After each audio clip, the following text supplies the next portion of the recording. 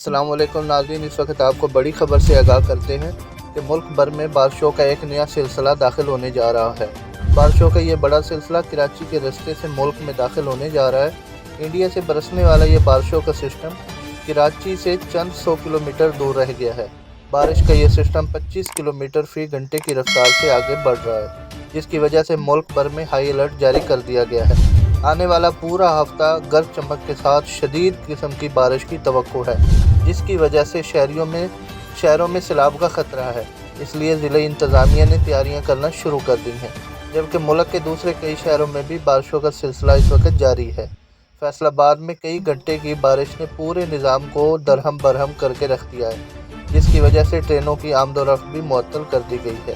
اس لیے مسافروں کو بڑی مشکلات کا سامنا کرنا پڑ رہا ہے۔ ملتان، سرگودا، اسلام آباد، وہاڑی، ساہیوال، لیا بکر اور پاکستان کے دوسرے اضلاع میں اس وقت بھی وقفے سے بارش جاری ہے۔